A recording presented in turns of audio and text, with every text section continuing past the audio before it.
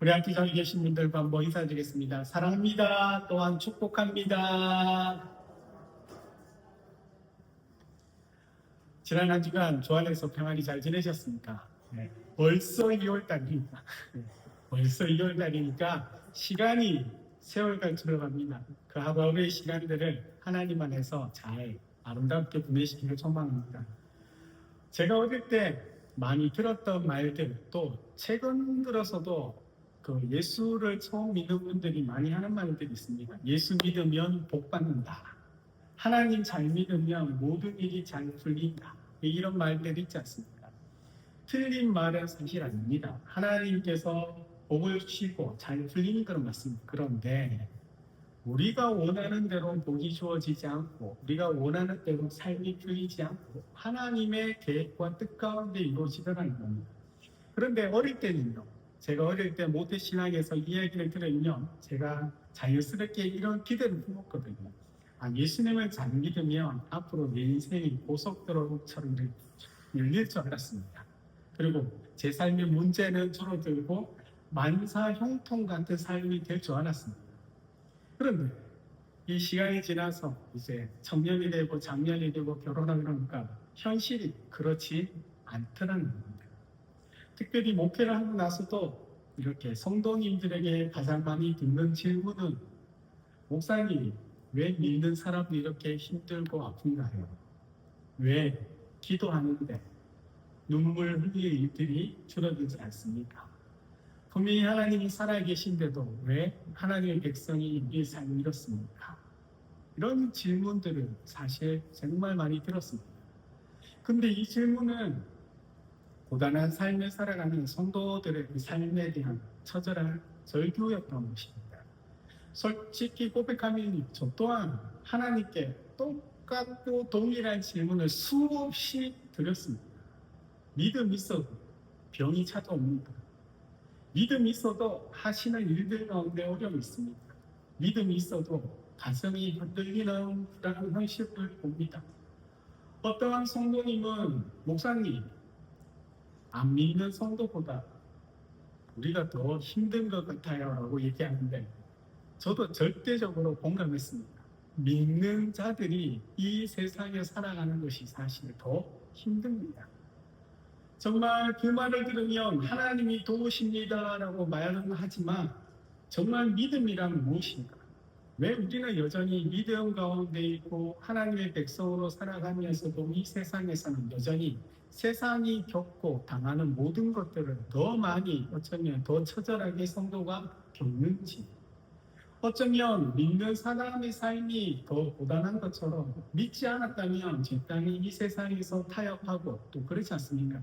눈치 보지 않아야 될 때에도 믿음 때문에 포기해야 하는 것들, 믿음 때문에 손해를 감수하고 믿음 때문에 끝까지 참고 희생하는 일들이 있습니다.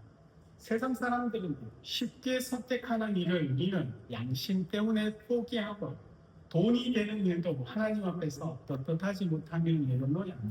때로는 진실을 말했다가 미움을 받기도 하고 정직하게 살다가 손해를 보기도 합니다. 청년들이 제게 묻습니다. 목사님, 이렇게 하면 제가 이렇게 잘 될 것 같은데 어떻게 하면 되겠습니까? 라고 할 때 인간적으로 합니다. 그렇게 해도 된다.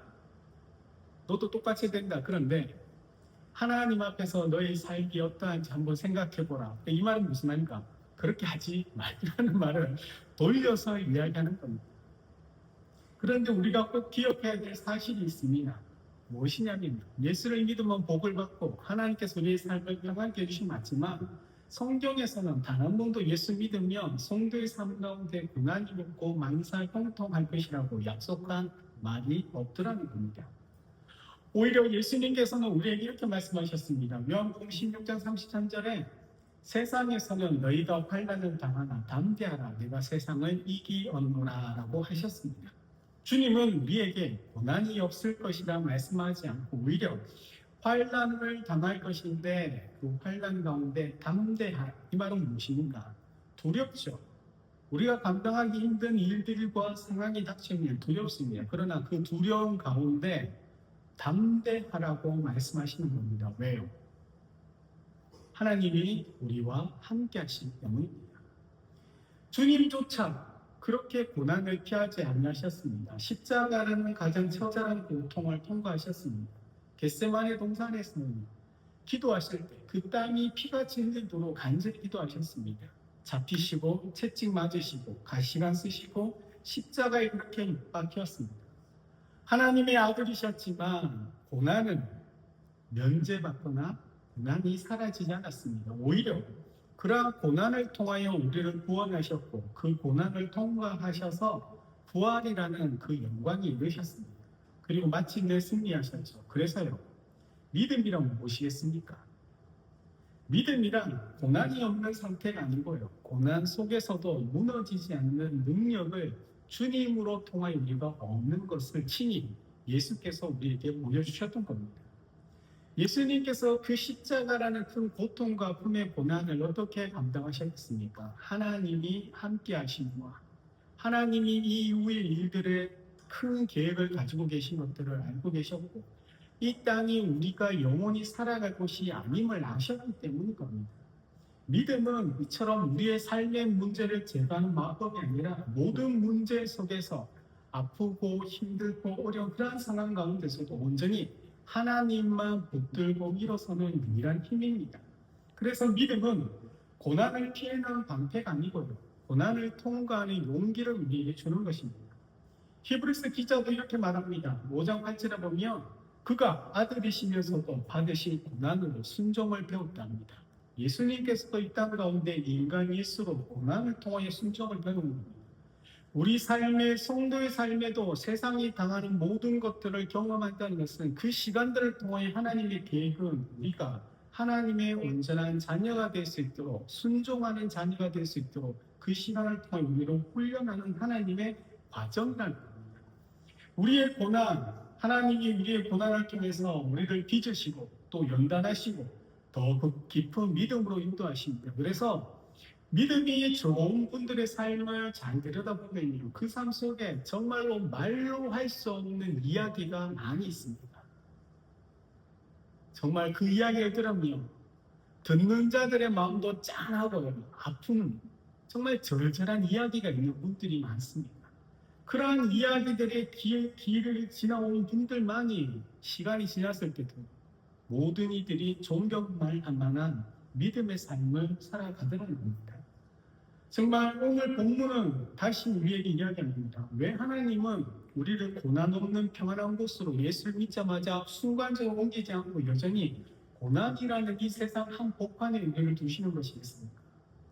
사실 그 대답에 오늘 우리가 읽었던 이 안디옥 교회를 통하여 하나님은 말씀합니다. 안디옥 교회는 참 특별한 공동체입니다. 사도행전 11장을 보면 안디옥 교회는 성령의 역사가 뜨거웠고 어떤 사도나 그런 일이 아니라 흩어진 예루살렘에서 흩어진 성도들을 통하여 세워진 교회입니다.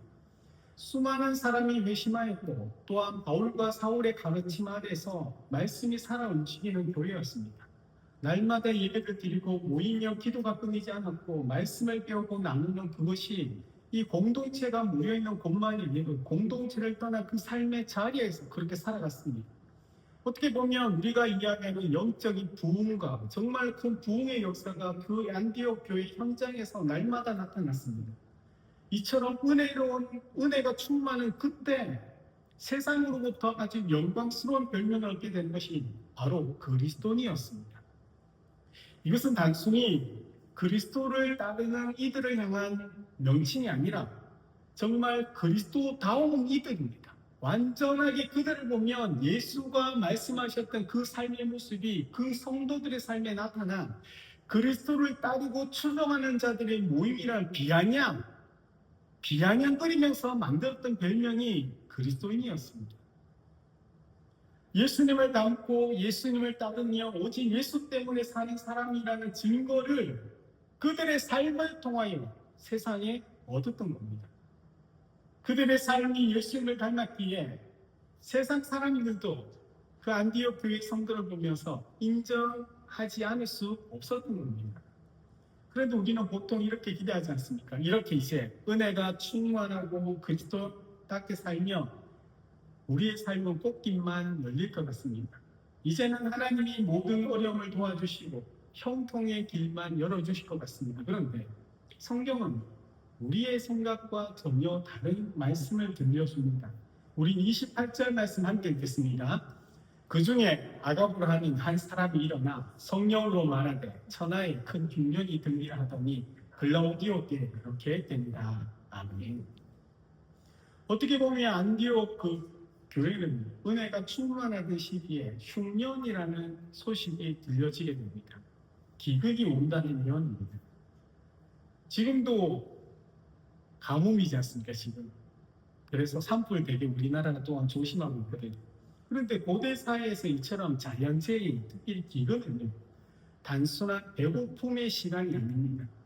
이 기근은 그들의 삶의 그 모든 바탕, 생존을 송두리째 뽑는 엄청난 재앙이 있습니다. 왜냐하면 우리처럼 저장이 이렇게 발달하지 않았기 때문에 그들은 농사를 지어서 이렇게 그때 얼마 저장하지 못해서 먹고 또 농사를 지어서 또 수확을 해야 되거든요. 그런데 기근이 되면 어떻게 됩니까? 수확이 없는 거죠.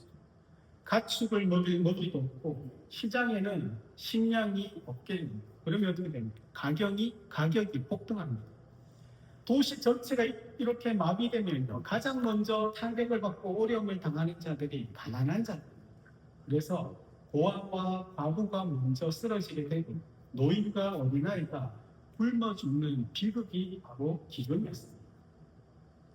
역사가 요세푸스라는 사람이 기록에 따르면 이 시기에 예루살렘에서는 어머니가 자식을 먹이지 못해 눈물을 흘렸고 거리에는 굶주린 사람들이 넘쳐났다라고 그렇게 기록되어 있습니다. 그런데 이 기근이 그리스도인이라고 불리던 안디옥 교회와 그의 모체죠, 어머니 교회 같은 예루살렘 교회도 고스란히 찾아온 것입니다. 특히 이 안티옥 교회보다 예루살렘 교회는 더 힘들었습니다. 왜? 이미 예루살렘 교회는 핍박과 박해에 의해서 성도들이 직업을 잃고 재산을 이렇게 잃어버리고 또 그런 자들이 교회에 몰려왔기 때문에 재산을 교회에 헌금해서 그것을 가지고 공동체가 가난한 이들을 많이 섬겼습니다. 초대 교회는 믿음 때문에 해당에서 쫓겨나는 이들, 직장에서 해고되고 사업에서 불이익을 받습니다. 그래서 기근은 이 예루살렘 그 교회가 안디옥 교회보다 더 힘든 시간들이었습니다. 그런데 중요한 것이 바로 이 지점이죠. 고난 한복판에 서 있는 교회가 있는 이유가 바로 이 지점 때문입니다. 왜요? 우리가 몇 년 전에 그 코로나 사이에서도 성도나 성도의 가정과 기업 하는 일들도 다 타격을 받았습니다. 대형 산불이 일어났을 때도 교회가 전소되고 또 성도의 가정도 힘들고 성도도 그 불로 인하여 사망하는 일들이 있었습니다. 성도라고 해서 교회라고 해서 이러한 세상 속에 일어나는 일들을 피하지 않더라는 겁니다. 교회가 불 가운데 이렇게 있을 때 주변이 다 탔을 때 교회만 있었으면 얼마나 아름답겠습니까? 사람들에게 하나님께서 보호하셨다 해서 전도하기 얼마나 편하겠습니까? 그런데 놀랍게도 교회와 사택과 모든 것들이 똑같이 불타고 전소하더라는 겁니다. 재난이 성도라고 해서 피해가지 않습니다. 주님은 비는 의인과 악인에게 똑같이 내린다라고 말씀하셨거든요. 이처럼 기근도 믿는 자와 믿지 않는 자를 가리지 않습니다. 질병도 그렇고 사고도 그렇고 경제적인 어려움도 마찬가지입니다. 믿음은 재난을 피하게 해주는 우리가 가지고 있는 보험이 아니고 이 재난 속에서도 힘을 내고 일어나게 하시는 하나님의 은혜라는 것을 꼭 기억해야 합니다.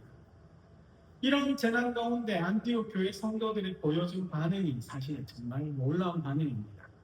우리 29절 말씀 함께 읽겠습니다. 제자들이 각각 그 힘대로 유대에 사는 형제들에게 구절을 보내기로 작정하고 아멘. 어려움이 닥치고요, 힘든 일이 닥치면 사람들은 어떻게 합니까? 본능적으로 자기 것을 챙깁니다. 기근이 오면 식량을 비축하는 거죠. 재산을 모으고 살아남기 위하여 발버둥칩니다. 코로나가 일어났을 때 마스크가 동이 났고요. 또 미국에서는 경제적 어려움이 될 때 물과 라면과 인서트 식품이 마트에서 동이 났습니다.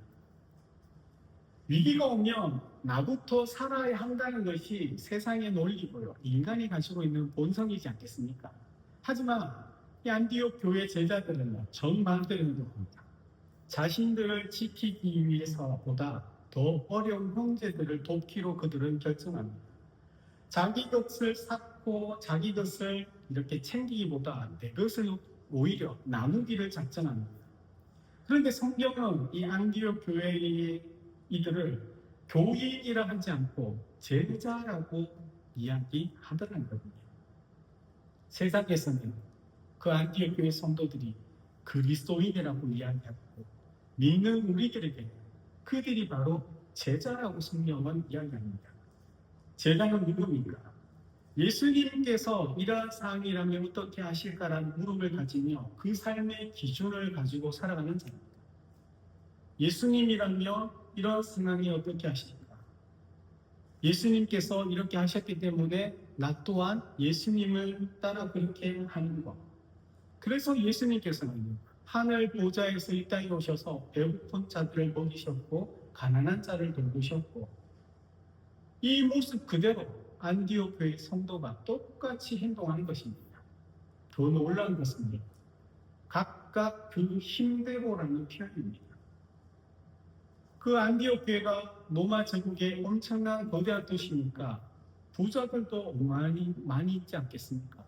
그런데 부자만 그 힘들어한 것이 아니라 그 공동체 안에 가난한 사람들, 젊은이도 노인도 각각의 형편대로 힘을 모았던 그 말을 각각 그 힘대로라고 성경 기록합니다. 그 말은 남녀노소 할 것 없이 가난한 자나 부한 자나 병이 있는 자나 병이 없는 자나 할 것 없이 모두가 제자였다라고 이야기하는 겁니다.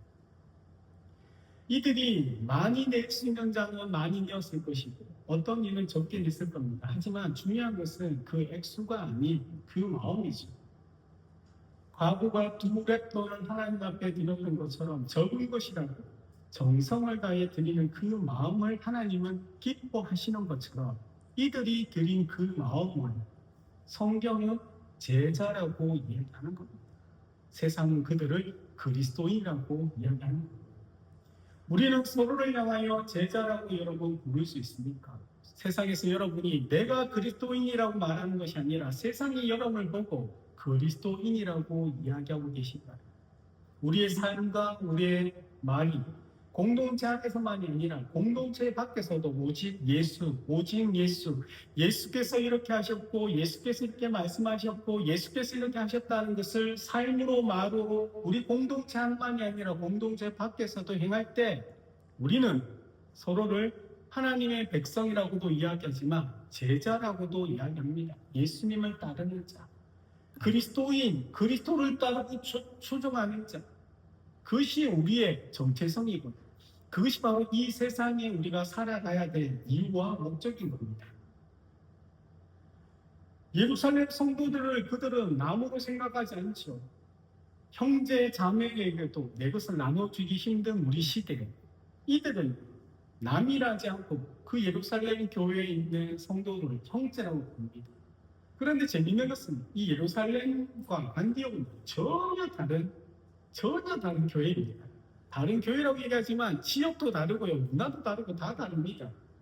이 안디옥은요, 이방인들의 도시고 예루살렘은 어떻습니까? 정말로 정통 유대인들의 도시입니다.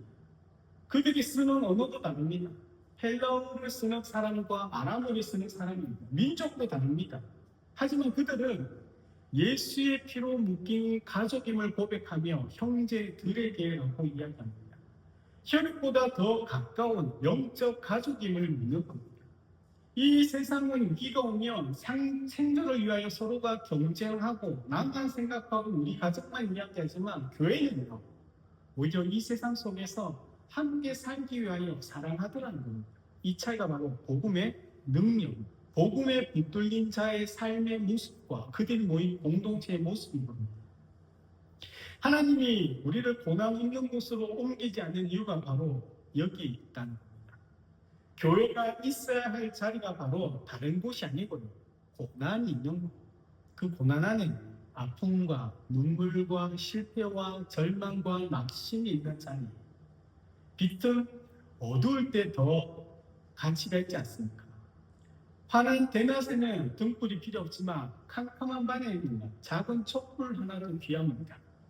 우리 교회가 밤이 되면요, 별천지입니다. 별 맛집인 거죠. 그러나 조그만 차를 타고 나가면요, 하늘의 별이 잘 보이지 않다는 겁니다. 소금은 어떤 곳에 필요합니까? 썩는 곳에 필요하죠. 신선한 곳에는 소금이 필요 없지만 부패하는 곳에는 소금은 바로 생명을 지키는 역할을 합니다. 이처럼 교회는 눈물과 아픔이 있는 곳, 도움이 필요한 모든 곳에 존재하는 것이 바로 예수의 사랑을 흘려보내는 유일한 곳이기 때문입니다. 만약 우리 하나님께서 우리를 너무너무 사랑하시지만 우리를 너무나 사랑하셔서 고난 없는 천국으로 당장 믿는 자들만을 데려간다면 이 세상이 누가 빛이 되고 누가 소금이 되겠습니까? 여러분 주변이나 이 세상이 보면 여전히 전쟁 가운데 있는 곳을 보면 절망하는 자에게 누가 희망을 주고 슬퍼하는 자에게 누가 위로하겠습니까? 하나님이 우리를 이 세상에 남겨두신 것은 바로 우리를 통하여 그리스도의 사랑을 세상에 전하고 또 나타내기를 원하기 때문입니다. 그래서 예수님께서 이렇게 기도하셨습니다. 우리 요한복음 17장 15절 함께 읽겠습니다. 내가 배우는 것은 그들을 세상에서 데려가시기를 위함이 아니요 다만 악에 빠지지 않게 보존하시기를 위함이니이다. 아멘.